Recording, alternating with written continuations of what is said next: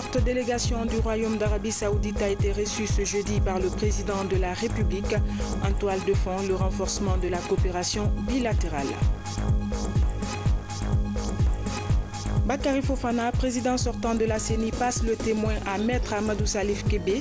La cérémonie a été présidée par le ministre de l'administration du territoire. Après Demoudoula où les opérations de déguerpissement sont interrompues, c'est le tour de la vallée Kisosso Anta. Toutes les habitations en situation illégale sont marquées, signe d'un déguerpissement imminent.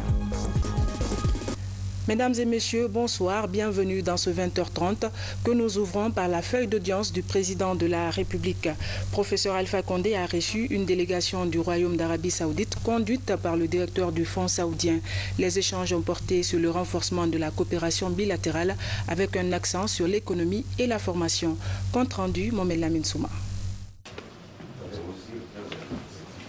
C'est une forte délégation du Royaume d'Arabie Saoudite reçue par le président Alpha Condé avec tous les honneurs et les considérations qui traduisent l'excellence des relations particulières d'amitié et de coopération historique qui existent entre le Royaume d'Arabie Saoudite et la République de Guinée. Conduite par le directeur du Fonds saoudien, cette délégation est en Guinée pour traduire dans les faits les efforts du président Alpha Condé visant à attirer des investisseurs et redorer l'image de marque de la Guinée. Les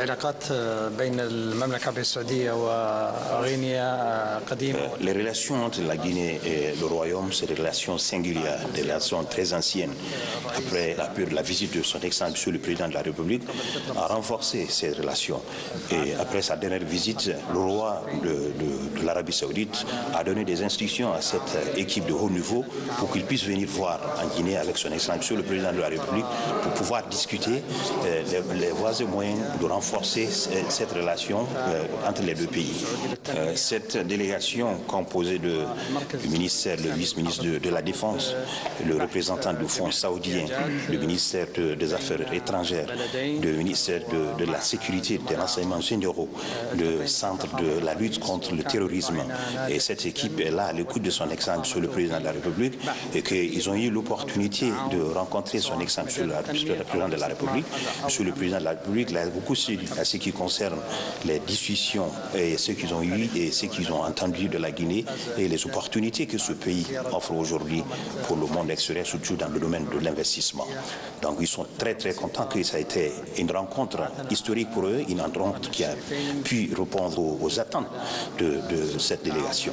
Sur l'instruction de son Excellence Monsieur le Président de la République, nous allons continuer à approfondir nos discussions, nos entretiens avec les départements concernés pour pouvoir sortir et ressortir un programme de coopération qui va rester dans le temps, qui va renforcer, qui va affirmer nos relations d'amitié et de coopération avec ce pays.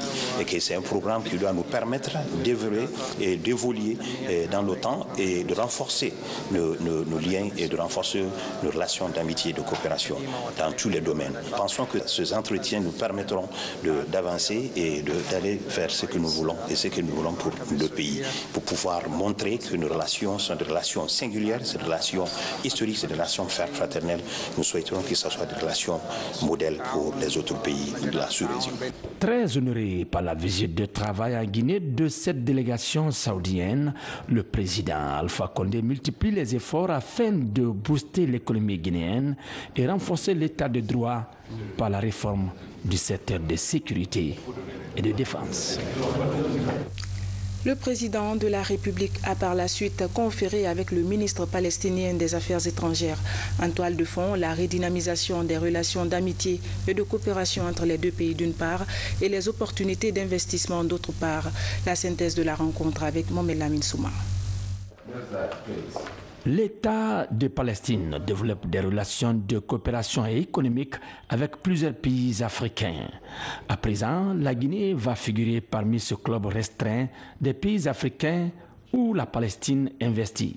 C'est l'objet de l'audience que le président Alpha Condé a accordée au ministre palestinien des Affaires étrangères au Palais Séroutoria ce jeudi 17 août 2017. Des entretiens marqués par la remise d'un présent au président Alpha Condé en reconnaissance à ses efforts pour la promotion des droits inaliénables du peuple palestinien. Nous avons réaffirmé les liens d'amitié entre le peuple guinéen et le peuple palestinien et nous avons aussi réaffirmé l'importance de cette relation et l'importance de la continuité de cette relation et qu'il y a une décision aussi des deux côtés de renforcer ces liens d'amitié entre les deux pays. Nous avons aussi discuté le rôle de l'Union africaine et le rôle du président Alpha Condé comme président du sommet actuel pour renforcer les liens d'amitié entre les deux peuples et d'un côté et entre le peuple d'Afrique et la Palestine de l'autre côté. Et nous avons aussi discuté les modalités qui renforcent la promotion des relations de développement entre le Guinée et la Palestine. Et toutes les modalités de coopération entre le Guinée et la Palestine ont été discutées avec son Excellence le Président et qu'on va suivre immédiatement avec mon collègue le ministre des Affaires étrangères. Ce que j'ai entendu de la part de son Excellence le Président m'a mis dans une position très confortable. C'est une position qui réaffirme la solidarité entre les deux peuples et le support pour la cause palestinienne.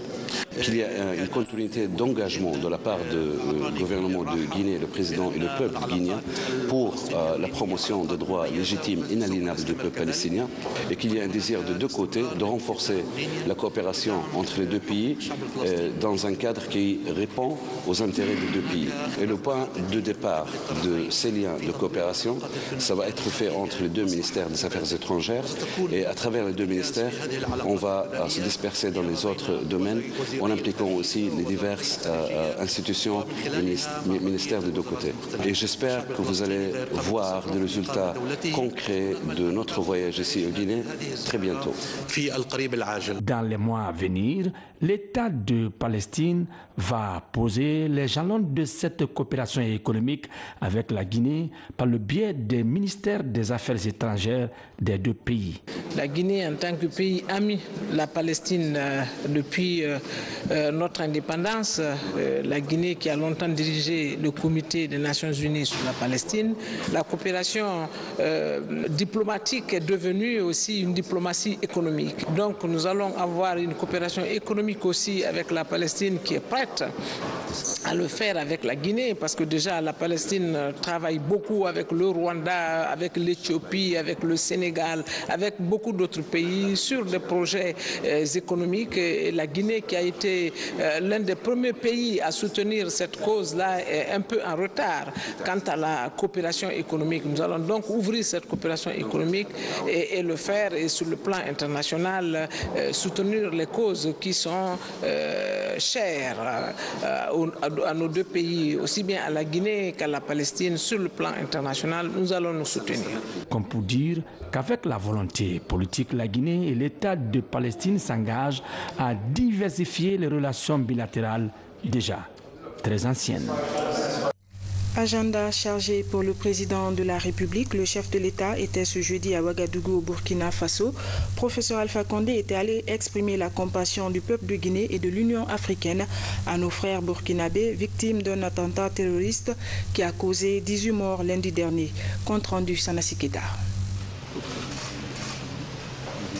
Après les événements qui sont produits ici, il était absolument nécessaire que le monde de la solidarité de la Guinée à l'égard du peuple burkinabé, mais surtout aussi la solidarité de l'Union africaine. Parce qu'il est extrêmement important que le peuple burkinabé sache qu'ils ne sont pas seuls et qu'ils ont toute l'Union africaine derrière eux. Mais aussi échanger avec mon frère, le président Lokaboué, pour voir concrètement comment nous pouvons accélérer pour que le Burkina, comme les autres 4 pays qui font partie du G5, puissent avoir réellement les moyens d'assurer leur sécurité. Parce qu'il est évident que c'est nous seulement Africains qui pouvons assurer la sécurité de notre pays. Vous ne pouvez pas demander à des Asiatiques pakistanais de venir mourir chez nous. On va un peu... Je suis passé avec les casques bleus qui sont plus de 20 000 au Congo-Kinshasa depuis des années, mais il y a toujours autant d'insécurité. Mais nous avons besoin aussi d'être accompagnés par nos amis au point de vue des équipements, au point de vue financier, au point de vue des moyens de renseignement. Donc il est extrêmement important parce que ce qui arrive non seulement cause des victimes extrêmement graves, mais porte aussi atteinte à nos économies. Parce qu'ils attaquent surtout dans les endroits où il y a des expatriés afin d'avoir un grand écho. Malheureusement, parfois, nos amis aussi ont des réactions qui ne sont pas correctes parce que s'ils demandent à leurs citoyens de ne pas venir, c'est-à-dire ils en font davantage d'économies parce que chaque fois que terroristes s'attaquent à l'endroit de leurs citoyens. Nous, quand il y a eu des attaques en France, on était solidaires. Les États-Unis n'ont jamais demandé à nos citoyens de ne pas aller. Donc il faut que nos amis aussi comprennent que l'objectif des terroristes, c'est non seulement de porter atteinte à nos populations aussi, mais de porter atteinte à nos économies. Le Burkina a tenu une réunion à Paris, ça s'est très bien passé. Les touristes ont commencé à revenir, le vol, etc. Donc c'est pour porter atteinte à tout cela que c'est triste. Donc nous allons faire tout notre possible au niveau de l'Union africaine, non seulement pour apporter notre soutien, mais aussi accélérer, demander à nos amis d'accélérer la mise en place, rendre opérationnel le G5. Donc j'ai apporté une condition modique de $100 000 pour donner aux familles des victimes. Et je présente mes condoléances aux familles éplorées et ma compassion aux malades. Et nous allons tout faire pour être aux côtés du peuple burkinabé afin d'assurer sa sécurité et son développement. Déjà, nos frères, les 5 pays frères, ont déjà fait une contribution financière. Nous allons voir aussi au niveau de l'Union africaine si nous pouvons mobiliser pour ce que nous pouvons en faire, mais aussi renforcer la plaidoirie auprès de nos amis, pas seulement nos amis occidentaux, mais nos amis des pays arabes, de l'Asie, etc., pour que chacun comprenne que le terrorisme est un phénomène mondial. Ce qui se passe en Afrique, parce qu'il y a du terrorisme ici, ce n'est pas seulement des immigrés qui iront en Europe, c'est des terroristes qui iront en Europe et dans les autres pays. Donc il est important que nous-mêmes, nous commencions d'abord par compter par nos propres forces, comme les 5 pays l'ont fait, que l'Union africaine aussi les accompagne, mais aussi qu'on demande à nos amis de tout faire pour que le G5 soit opérationnel. À Conakry, passation de service ce jeudi à la Commission électorale nationale indépendante. La page Bakary Fofana est définitivement tournée au terme du verdict de la Cour constitutionnelle. En effet, son successeur, Maître Amadou Salif Kébé, a reçu aujourd'hui les attributs de l'institution en charge des élections et des référendums en Guinée. Reportage Makemedonzo Seydou Diallo.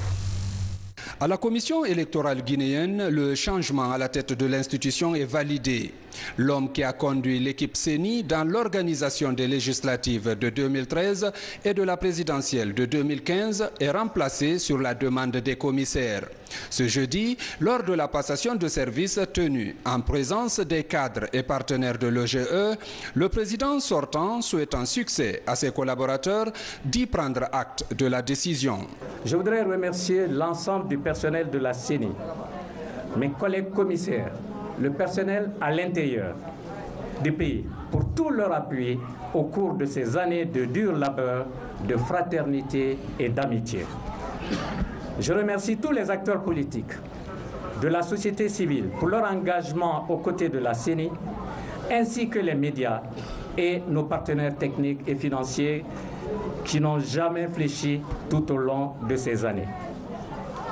Je remercie également le gouvernement guinéen pour son appui et son accompagnement, sans lesquels certainement la CENI n'aurait jamais atteint ces résultats. Et celui qui prend désormais les commandes de l'institution s'appelle Amadou Salifou Kébé. Il était jusque-là porte-parole et directeur du département juridique. Sa prise de fonction en tant que président coïncide à un moment où la CENI s'apprête à organiser les élections locales. Face à ce défi, il appelle les travailleurs à une unité d'action. Chers collègues commissaires, nous avons ensemble, en toute responsabilité, osé poser un acte souverain le 4 juillet 2017, celui d'organiser une assemblée plénière élective en utilisant les dispositions légales, en l'occurrence l'article 17 de la loi portant création, organisation et fonctionnement de la CENI, qui a porté ma modeste personne à la tête de notre institution. Ceci n'est nullement un mérite personnel, mais plutôt l'effort de l'ensemble des commissaires, qu'ils en soient vivement remerciés.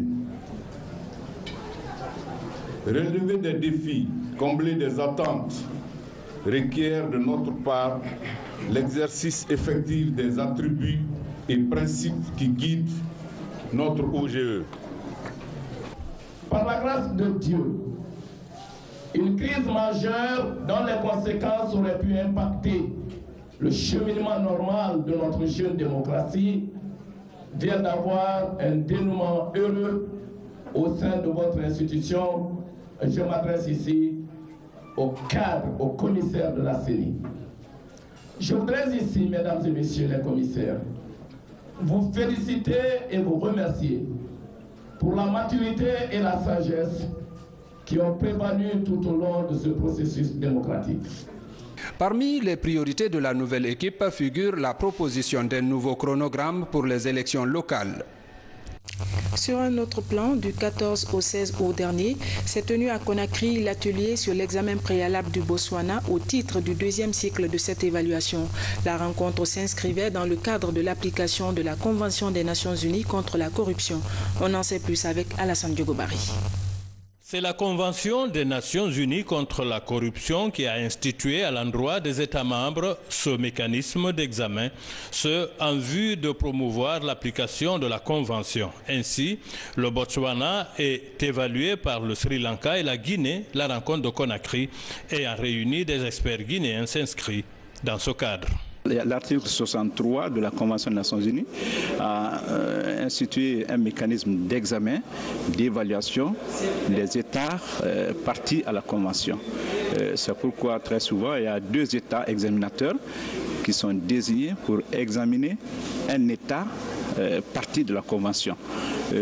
Très souvent, le premier État examinateur est de la même zone géographique que l'État examiné et le deuxième État examinateur aussi est de la zone différente sur le plan géographique par rapport à l'État à examiner. C'est un document issu du processus d'auto-évaluation du Botswana qui a été mis à la disposition de l'ANC sur la base des questions qui ont été posées à l'État à examiner conformément aux dispositions des chapitres 2 et 5, 2 les mesures préventives, 5 recouvrements d'accords qui constituent les deux chapitres du second cycle.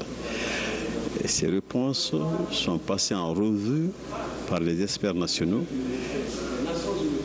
alinéa par alinéa, article par article, jusqu'à trouver la conformité ou la non-conformité du Botswana par rapport aux questions.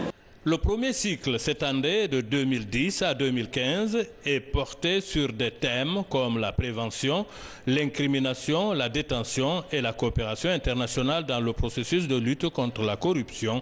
Quant à ce deuxième cycle, il s'étend pour la période 2015-2020. Il porte sur les mesures préventives et le recouvrement des avoirs spoliés au détriment des États. Cette évaluation se fonde sur la base des critères fondamentaux universels déterminés par les Nations Unies qui ont inscrit dans leur ligne de mire la corruption comme une préoccupation majeure parmi tant d'autres qui assaillent notre monde. Le rôle de l'État dans la lutte contre la corruption passe avant tout par le contrôle et la sanction des contrevenants, mais aussi par l'éducation et l'information des citoyens sur leurs droits et leurs devoirs civiques. D'un atelier à un autre, cet autre porte sur la mise en cohérence du plan national de développement économique et social.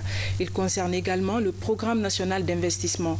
L'objectif est de donner un nouvel élan au processus de gestion des projets et programmes de développement. Le point avec Maïmouna Bella Diallo. Le plan national de développement économique PNDS et le programme national des investissements PNI, deux outils de gestion de développement. Le premier constitue le cadre unique des interventions du gouvernement et des partenaires au développement. Pour sa mise en œuvre, l'on doit s'appuyer sur le second, à savoir le PNI. C'est pourquoi des acteurs se penchent actuellement sur la question de mise en cohérence de ces deux outils. Le présent atelier a pour objectif de donner un nouvel élan au processus de gestion des projets et programmes de développement. Il vise également la mise en application d'une approche pragmatique du développement participatif et inclusive basée sur les orientations stratégiques du gouvernement. Le PNDS se veut un instrument de lutte contre la pauvreté dont l'action tourne autour de 4 piliers. Il s'agit de la promotion d'une bonne gouvernance, le capital humain, le capital naturel et la gestion durable et l'environnement. Les échanges permettront durant les 3 jours de catégoriser les projets et programmes conformément aux priorités de développement du gouvernement. Nous avons ratissé large, c'est ce qui nous a permis d'avoir plus de 500 projets. Maintenant, sur la base de ces 500 projets, nous avons utilisé des critères pour choisir 100 projets phares estimés structurants, donc impliquant plusieurs structures dans leur mise en œuvre, créateurs de croissance et porteurs d'emplois. Et de ces 100 projets, selon la dernière classification que nous avons 25 projets qui sont prêts à être mis en œuvre. Nous avons 44 projets qui vont atteindre leur état de maturité de mise en œuvre pendant la durée du PNDS, pendant la période du PNDS. Et nous avons environ 22 projets qui représentent vraiment des idées de projets. Mais comme je l'ai dit au départ, nous avons voulu que le PNI soit le bras armé de mise en œuvre du PNDS. Nous n'occultons pas les idées de projets. On peut les soumettre aussi aux bailleurs de fonds pour qu'ils nous accompagnent dans le processus de leur financement, même si c'est au niveau des études. Cet atelier qui fait suite à la réunion d'Abu Dhabi doit permettre de sortir le pays de la pauvreté. Ce, à travers la mise en place d'un groupe consultatif en Guinée, une première dans notre pays. La Guinée tire les leçons des récentes inondations survenues à Freetown. Après Demoudoula où les opérations de déguerpissement sont interrompues, c'est le tour de la vallée Kisoso Anta. Pour éviter les risques d'inondation, le ministère de l'Habitat prend les devants. Toutes les habitations en situation illégale sont marquées, signe d'un déguerpissement imminent. Reportage Ousmane Ba, Adama Elsa Traoré. Les quartiers Kisoso et Anta sont séparés par cette vallée au bord de ce marigot. Depuis quelques années, cette partie est envahie par ces constructions sur les berges et même dans le lit du marigot comme à Demoudoula. Pour éviter les risques d'inondation en cette période des grandes pluies, les autorités prennent le devant. De quoi marquent toutes les habitations en situation d'illégalité. Pour beaucoup, c'est le signe d'un déguerpissement imminent. Nous sommes nés et grandis ici, mais il n'y a jamais eu d'inondation ici. Nous demandons une indulgence pour ceux qui ne sont pas sur les berges du marigot, pour déguerpir seulement ceux qui ont construit dans le lit du marigot. L'occupation de la vallée se poursuit. Après le passage des équipes du ministère de l'Habitat, les langues commencent à se délier sur les responsabilités de cette occupation d'espaces naturels fragiles. On ne peut pas venir occuper une petite portion sans passer par le chef de quartier et sans avoir encore une donation, puisque à l'air là c'est l'hivernage. Dans cette partie de la haute banlieue de Conakry, tout comme ailleurs, entre Conakry, Dubreka et Koya, des risques d'éboulement sont à craindre. La pluviométrie élevée et la construction sous les abords de ces carrières de latérite font peur. Les derniers événements survenus à Freetown résonnent dans les esprits, y compris chez des spécialistes. Il n'y a jamais un risque zéro. C'est-à-dire la configuration géographique de la Sierra Leone est la même que ce que nous avons à Conakry. Parce qu'à Conakry aussi, vous avez Freetown pratiquement qui est en bordure de mer, à une certaine distance, à moins de 100 km, je ne connais pas bien la géographie de la Sierra Leone, mais il y a des chaînes de montagnes. Donc des barrières qui font obstacle aux masses d'air comme maintenant à Kakulima.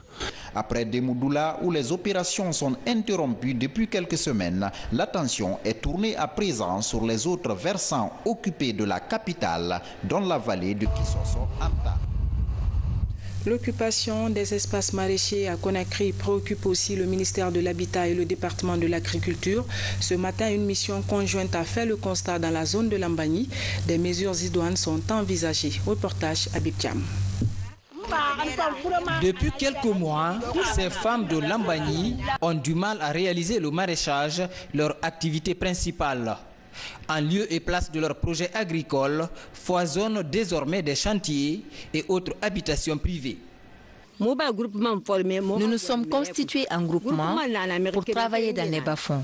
Nos maris sont décédés. Nous sommes peinés de perdre nos plaines. Quand tu te plains, ils disent détenir le titre foncier qui est pourtant délivré par l'habitat.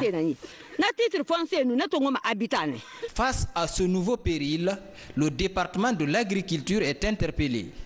En compagnie des techniciens de l'habitat, s'engage une opération d'identification des périmètres illégalement occupés. Le département a reçu, que le ministre a bien voulu nous répercuter, une requête du ministère de l'Agriculture qui vraiment déplorait ces zones maraîchères-là qui étaient en train d'être ramblées, comme vous l'avez vu ici.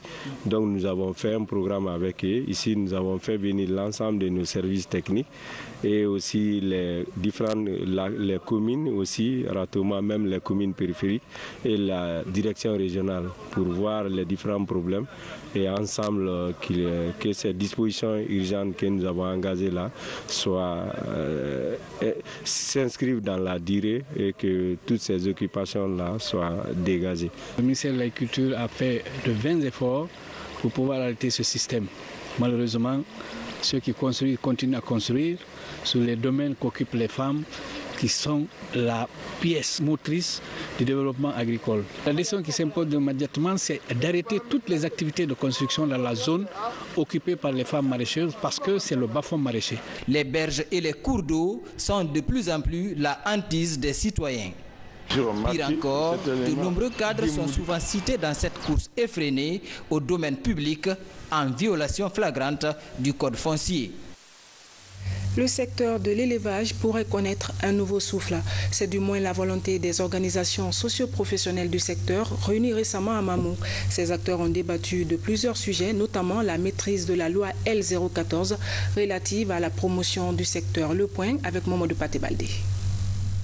Depuis quelques années, le secteur de l'élevage guinéen connaît des difficultés. Ces difficultés sont dues au fait que la plupart des organisations professionnelles de l'élevage n'ont pas la maîtrise de la loi L014. Selon les experts et techniciens en la matière, cette faiblesse a entraîné un mauvais fonctionnement des structures et une léthargie des OP. Dans le souci de redynamiser le secteur, le ministère de l'élevage et de productions animales, à travers la Direction nationale de production et industrie, en partenariat avec le projet d'appui au secteur agricole de Guinée, débattent la question à Mamou. Ces organisations socio-professionnelles jouent un rôle important dans le développement du secteur de l'élevage. Le développement du secteur passe par eux. Donc c'est nécessaire de les organiser et qu'ils comprennent la nécessité du rôle qui est le leur. On a essayé de développer la loi L014 qui les érige. Les problèmes sont réels. Il y a par exemple les problèmes de l'accès de la terre, les problèmes de vol de bétail, la sécurisation du cheptel, même le renforcement des capacités des paysans au niveau de l'élevage. On peut se relever si l'État vient en aide. Au cours de cette rencontre de 2 jours, il a été surtout question d'expliquer aux éleveurs les conditions de la relance du secteur et les difficultés qui entravent le développement des activités animales dans la région de Mamou. On a pu résoudre beaucoup de nos problèmes. On a pu soigner nos baies à partir de notre association. Pour revoir comment réformer mon groupement et d'autres groupements du contraire.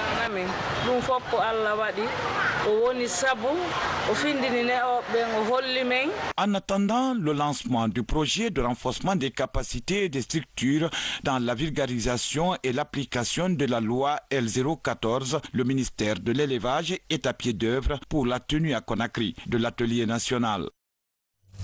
En séjour de travail à Kissidougou, le président de l'Assemblée nationale sensibilise les citoyens à la cohésion pacifique. Une occasion pour l'honorable Claude Korikondiano de rendre hommage à feu capitaine Balamoussa Diawara, décédé en 2013. Le défunt est un compagnon de l'avènement de la démocratie en Guinée aux côtés du professeur Alpha Condé. Reportage Abdoulaye Diallo. À la porte d'entrée des Kondiadou, voici le district de Kossa. Dans cette localité, les populations écoutent attentivement les messages de sensibilisation du président de l'Assemblée nationale. Des messages axés essentiellement autour de la cohésion sociale et à la cohabitation pacifique. Un objectif que se fixe l'honorable Claude Korikondiano.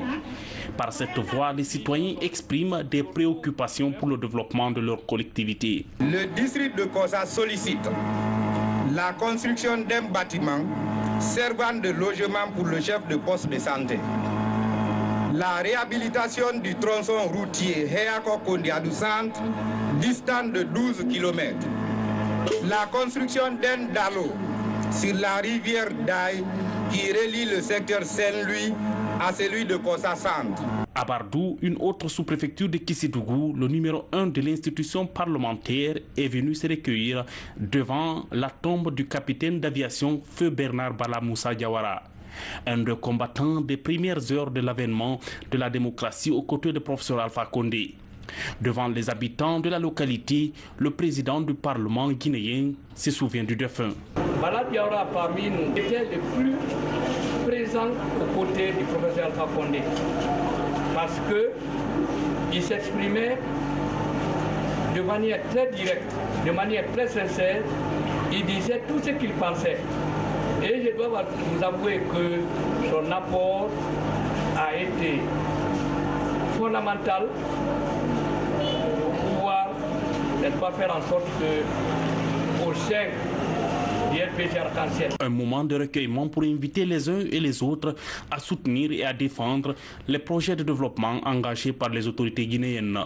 Pour leur part, les sages de Bardou ont formulé des prières et des bénédictions pour tous les Guinéens. À Conakry, un consortium d'ONG planche actuellement sur l'implication des élus dans la gouvernance locale. L'idée est de permettre à ces autorités à la base de contribuer pleinement au développement socio-économique de leurs collectivités respectives. Reportage lancé Kamisoko, Younous Atawel Kamara. Comment impliquer les élus locaux et les organisations de la société civile guinéenne dans la promotion de la paix, de la bonne gouvernance locale et de la citoyenneté? C'est l'objectif de cet échange entre les différents acteurs de la gouvernance locale. C'est une initiative des organisations de la société civile en collaboration avec le ministère de l'administration du territoire et de la décentralisation. Il faut le renforcement des capacités et appui institutionnel des collectivités locales. Donc il faut former les dirigeants des communes rurales, il faut former les dirigeants des communes urbaines, il faut former les responsables des quartiers, il faut former les responsables de districts. Nous sommes en prélude des élections locales. Il faudrait certainement préparer l'esprit des acteurs qui doivent accompagner les collectivités locales à mieux maîtriser les outils de gestion sur la gouvernance locale. Parce qu'on a besoin aujourd'hui des élus vertueux qui auront demain la maîtrise de la gestion administrative et financière de nos collectivités, et pour que le choix qui doit être fait au niveau d'une responsable politique et des organisations de la société civile, avec que les cadres qui seront choisis pour pouvoir représenter les collectivités locales soient des cadres bien outillés en matière de gouvernance locale. Puisque la société civile joue l'arbitrage entre la mouvance et l'opposition, et si cette société civile est mieux outillée, elle peut vraiment jouer le rôle qu'il y a dévolu dans le cadre de l'accompagnement des collectivités au niveau de notre pays. Financée par l'Union européenne, cette rencontre permettra aux élus locaux d'être mieux outillés pour la bonne gestion des affaires publiques. Aboutir à des élections communales et communautaires apaisées, c'est l'idéal de cette concertation. Pour ce faire, le respect des principes d'égalité, d'équité et d'intégrité doit être de mise. L'Égypte offre 20 000 $ américains au ministère de la Culture, des Sports et du Patrimoine historique. Le montant devrait servir à restaurer et réhabiliter les vestiges historiques de notre pays, notamment le mausolée national de Kamayenne, un geste qui participe à l'élaboration d'une nouvelle politique culturelle de la Guinée. Nous y reviendrons. Culture toujours, et on termine par les échos à Farana des préparatifs du FEMUTRAC, Festival de musique traditionnelle et conte. Ce soir, c'est la veillée d'armes dans le Sankara, une soirée prélude d'un grand événement culturel. Reportage Fodenia Gassolaketa, Abdelkarim Kamara. Chaque année, la veille du FEMUTRAC s'apparente à un jour de fête dans la ville de Farana. La 12e édition de l'événement commence ce vendredi. La population est plus que jamais curieuse d'apprendre les valeurs traditionnelles africaines. Personne ne veut se faire compter l'événement. L'importance que Farana a accordée au FEMUTRAC du temps passé, c'est ce que Farana voit venir. Une instruction culturelle. Vous le verrez sur le terrain. Les autorités de Sankara estiment que le festival a sonné le réveil des consciences. Une renaissance pour préserver les valeurs en voie de disparition dans les familles en perdition. Depuis le festival là qui a commencé, c'est pourquoi les gens sont mobilisés. Chaque soir, quand tu viens dans notre cité, tout le monde se mobilise pour venir dans le centre culturel et regarder le festival. En 10 ans d'existence, le FEMITRAC continue à tracer son chemin. L'événement est désormais une histoire d'amour entre la population de Sankaran et les artistes invités. Cette 12e édition mobilise plusieurs groupes de danse venus des 4 coins de la Guinée et certains pays de la sous-région. Voilà, mesdames et messieurs, c'est la fin de ce journal. Merci de votre aimable attention. Demain, vous serez avec Maferin Camara. Excellente soirée en compagnie de nos programmes. Bonsoir chez vous et à très bientôt.